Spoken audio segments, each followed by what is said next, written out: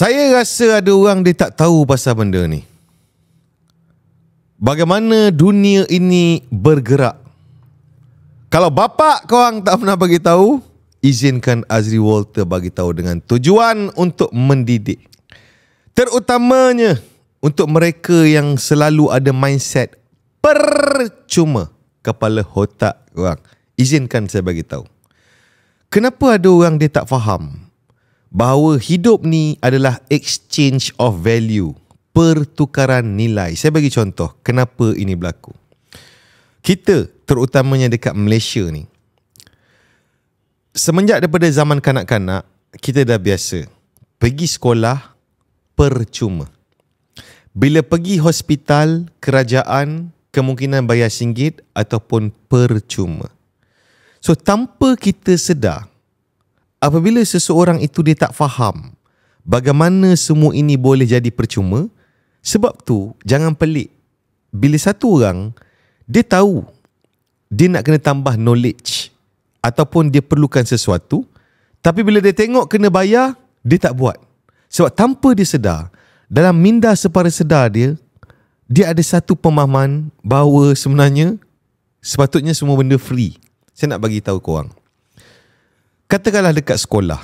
Macam mana sekolah ni boleh free? Sedangkan segala peralatan kat sekolah ni, katakanlah meja, kerusi, aircon, papan hitam, marker pen, cikgu, semua ni ada cost guys. Ada satu company yang supply peralatan ni dekat sekolah. So siapa yang bayar peralatan ni? Kerajaan. So bila datang rakyat guna, dia free. Tapi sebenarnya benda ni ada cost tak? Ada cost. Bila sampai kat korang, itu yang kau dapat free. Sebenarnya dia ada cost. Sama macam hospital. Semua ubat-ubatan yang ada, peralatan hospital ni, ada company yang supply dekat hospital. So kerajaan bayar. So bila orang nak guna, free. Jadi korang kena faham, walaupun korang dapat satu benda tu free, tetapi perkara itu ada kos yang telah diselesaikan oleh orang lain. So kalau korang tak faham pasal bagaimana dunia ini bergerak, pertukaran nilai, kemungkinan besar ada orang bila dia lalui alam dewasa, bila dia perlukan sesuatu yang dia memerlukan nilai untuk dia beri supaya dia dapat nilai tu balik, kecenderungan untuk seseorang tu, dia pilih untuk tak dapatkan benda tu sebab kena bayar. Sebab dalam otak dia ni ada pemahaman, sepatutnya free. Korang faham tak?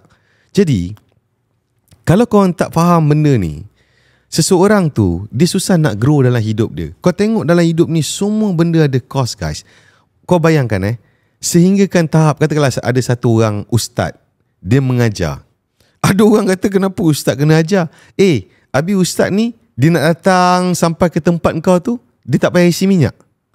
Habis ketika dia nak menggunakan tubuh badan dia, dia nak makan, tenaga dia ni tak payah kira.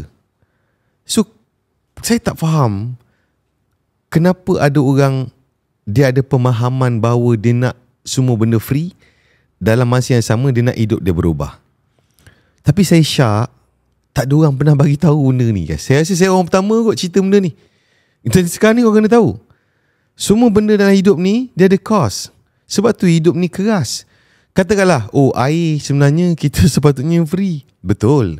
Tapi untuk air tu sampai rumah kau, dia ada sistem dia. Ada orang yang terlibat. Ada tenaga yang perlu dikerah. Ada transport yang terlibat. Semua ni ada cost. Kau faham tak? Jadi, kalau korang tak ubah korang punya kepala otak terhadap benda-benda yang free, lagi-lagi, sorry to say lah, kita tengok hari ni, dengan semakin ramai influencer, content creator yang menggunakan konten-konten bagi orang sesuatu ni, jadi kemungkinan besar, saya tak cakap perbuatan ni salah, perbuatan ni bagus, baik, tetapi impak yang kita kena lihat dari satu sudut ialah kita sedang mendidik masyarakat, dan kemungkinan ada orang yang tak boleh read between the line. Dia akan mula faham apa tau. Kalau di zaman moden ni, kalau aku ada masalah dalam hidup, aku tak payah selesaikan. Aku hanya perlu rekod video, bagi tahu dunia apa masalah yang aku lalui, sebab nanti akan ada orang datang buat video, dia akan tolong aku. Kemungkinan akan jadi macam tu, guys.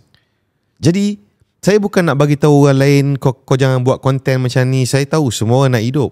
Cuma saya nak bagi tahu majoriti manusia yang tengok video hari ni, guys. Korang kena faham.